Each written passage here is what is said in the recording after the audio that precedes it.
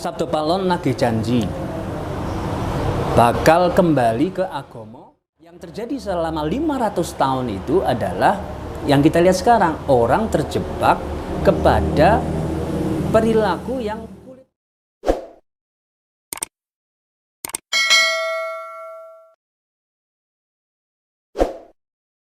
awal mula ketertarikan terhadap spiritual Jawa itu sendiri dari mana, Pak Wibi?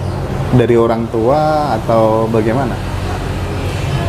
Kalau bicara seperti itu kayaknya panggilan nurani ya. Panggilan nurani. Ya, panggilan nurani. Jadi saya ya karena lingkungan saya dulu di lingkungan kebudayaan Jawa. Ayah saya abdi dalem. Ya. Kemudian juga sebagai pengendang di keraton. Saya juga pernah menari di keraton dan sebagainya.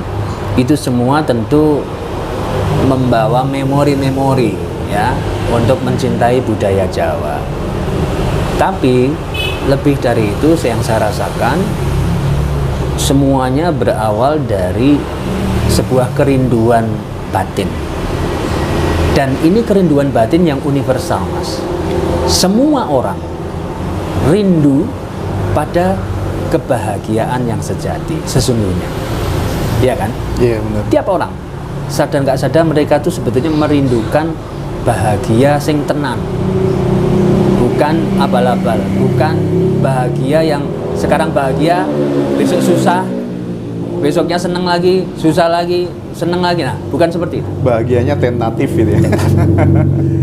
Kita pengen yang konstan. Iya. Nah, kerinduan kepada itulah kemudian tentu membuat saya sejak SMA dulu, saya terus kemudian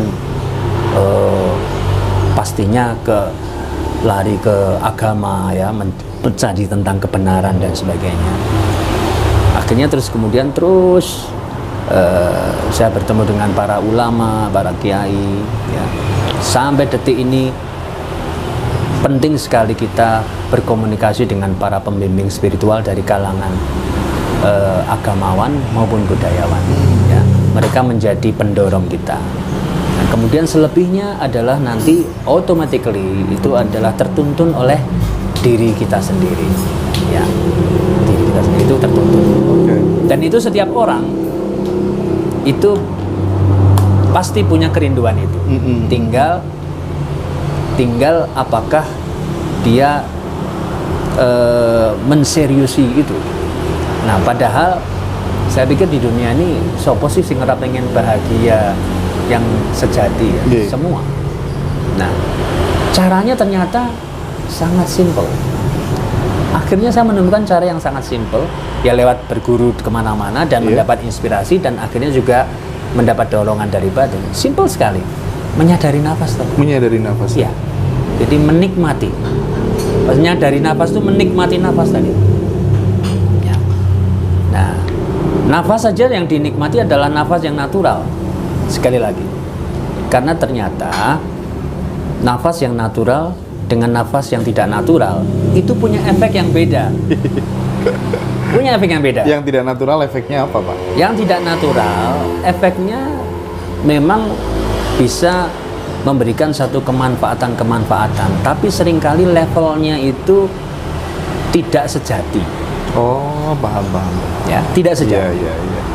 Akhirnya orang yang melakukan itu mendapatkan karomah misalnya, ya, mendapatkan kelebihan ketika dia melakukan pengaturan olah nafas ya, sedemikian rupa mendapatkan kelebihan. Tapi level kejernihannya tidak sama dengan yang nafasnya tuh tanpa rekayasa. Iya. Ya.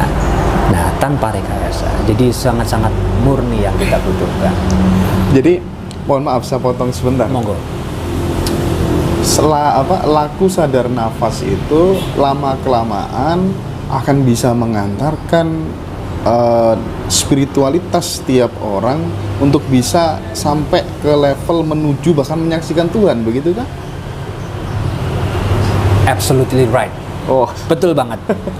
Akhirnya ke sana, Mas. Oke. Dan momentum zaman sekarang ini, iya, momentum yang luar biasa tepat. Karena pertama, menyongsong kebangkitan Nusantara.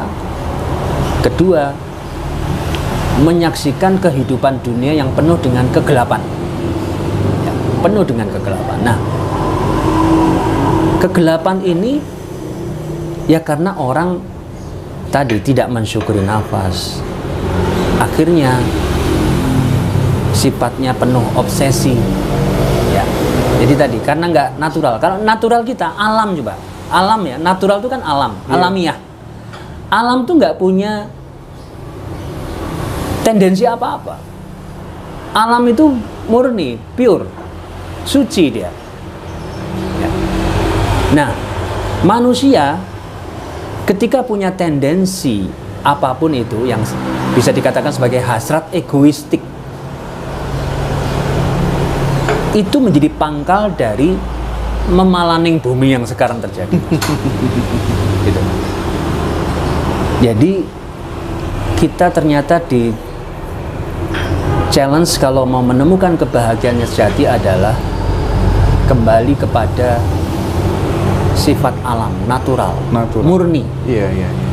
Nah, di sini Kanjeng Sunan Kalijogo itu sedang memberikan sinyal-sinyal. Napasku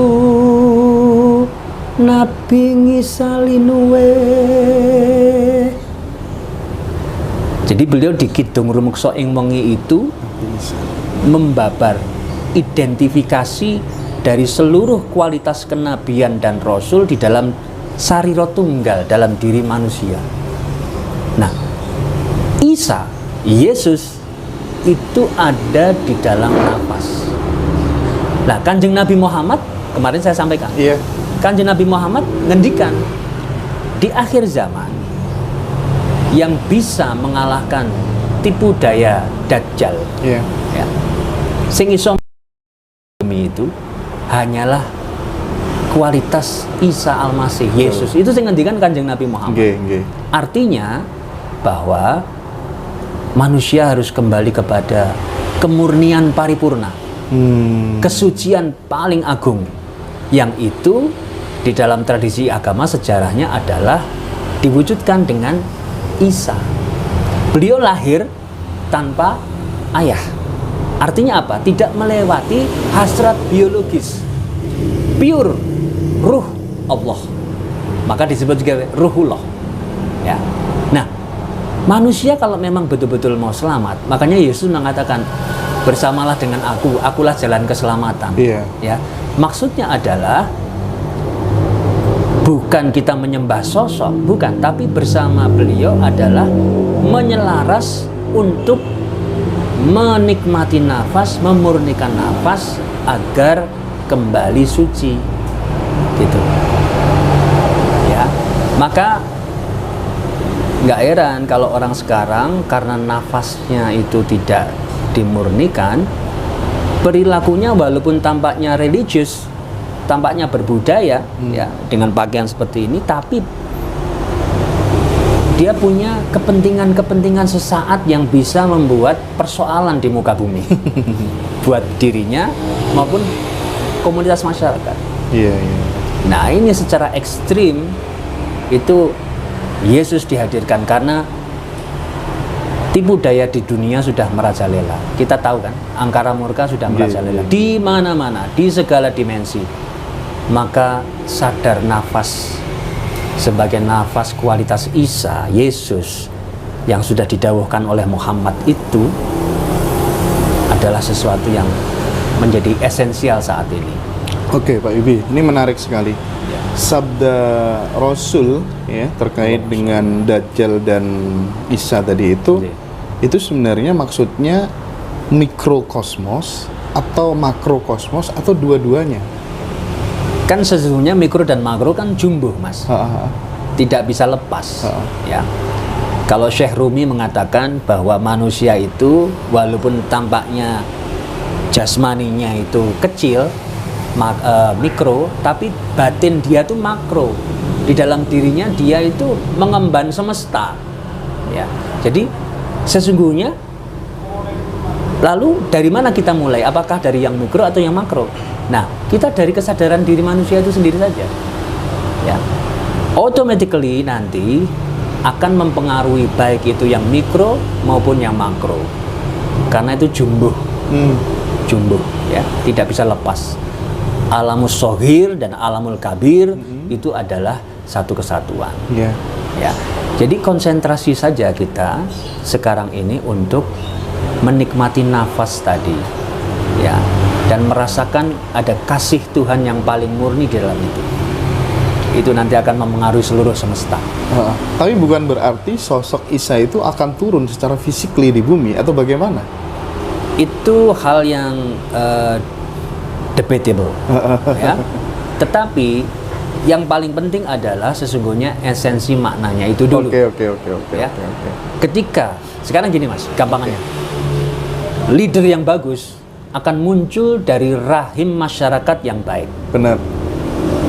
Ya kan? Karena pemimpin itu lahir dari masyarakat. Kalau masyarakatnya baik, kesadaran kolektifnya baik, yang muncul dari rahim itu adalah tentu baik. Jadi kenapa pejabat korup? Karena rakyatnya tamak gitu ya. Tidak bisa lepas.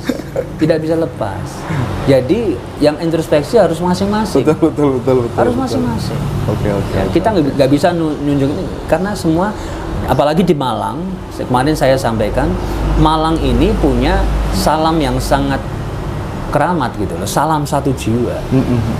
Mengingatkan bahwa kita ini sesungguhnya adalah dari nafsin wahidah, dari satu jiwa.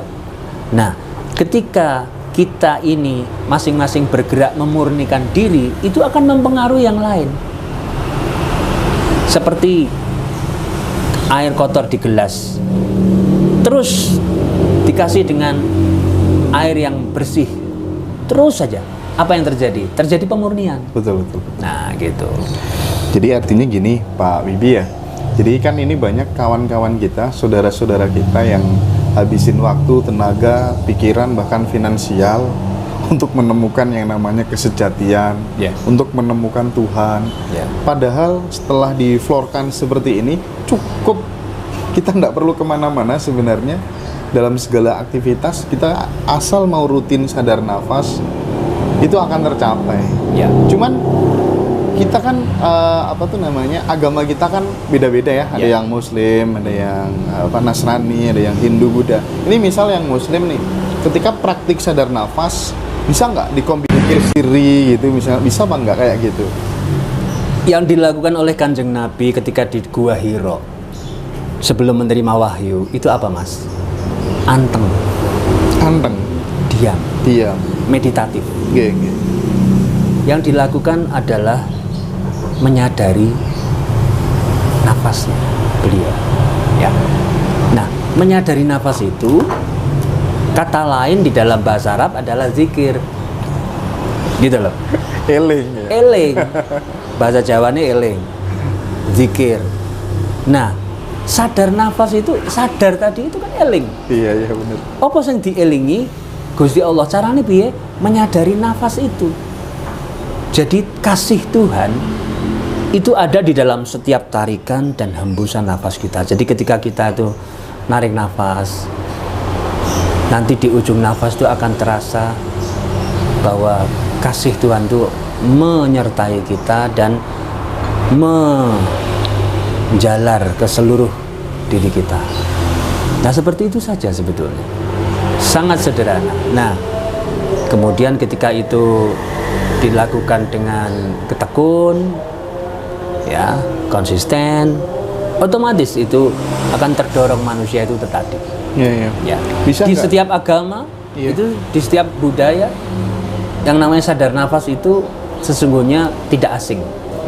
Tidak asing. Tapi pada saat kita berbicara tentang nafas, bisa nggak dikatakan bahwa nafas itu sebenarnya juga wujud daripada Tuhan itu sendiri? Ya.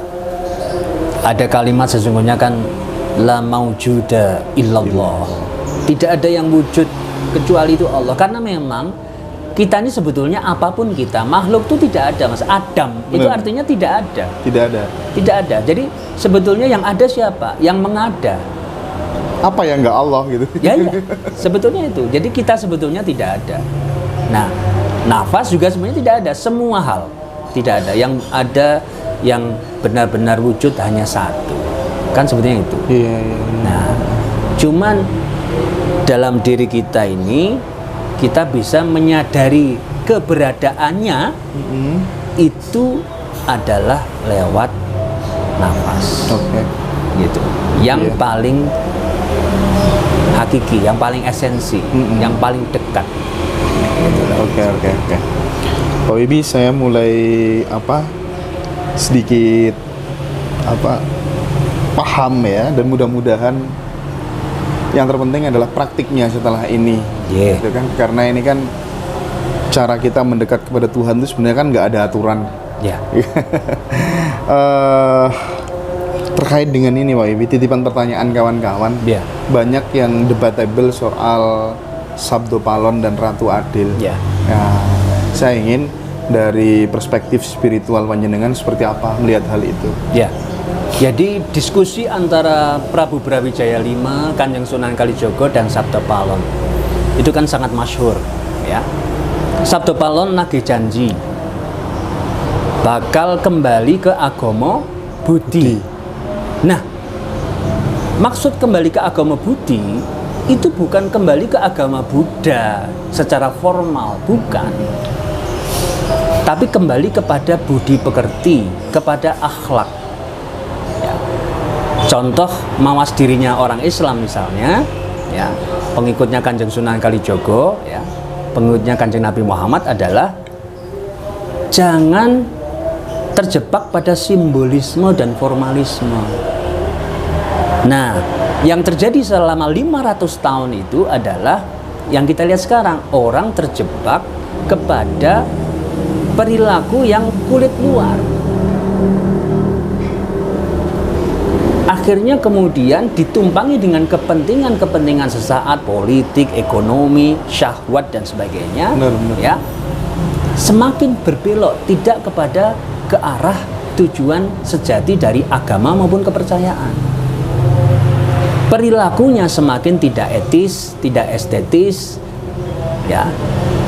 Apalagi karena itu semua muncul oleh tidak adanya ketulusan dan kasih. Ya. Orang sudah semakin rakus, angkara murka, ya. Segala persoalan itu kan karena hubbud dunya, kecintaan kepada dunia. Nah, ini oleh Sabdo Palon disampaikan pada saat itu peringatannya adalah kembali kepada agama Budi dengan ditandai dengan bencana dan sebagainya. Nah, itu bagi orang Islam yang memahami itu tidak mengherankan. Maksud Sabdo Palon bukan lalu bagi orang Islam misalnya untuk lalu ganti format ageman jadi agama lain, tidak. Orang Nasrani juga nggak perlu, orang Katolik, Kristen nggak perlu berganti, orang Hindu juga nggak perlu, orang kepercayaan nggak perlu. Kembali saja kepada esensi budi, perilaku, etika tadi. Oke.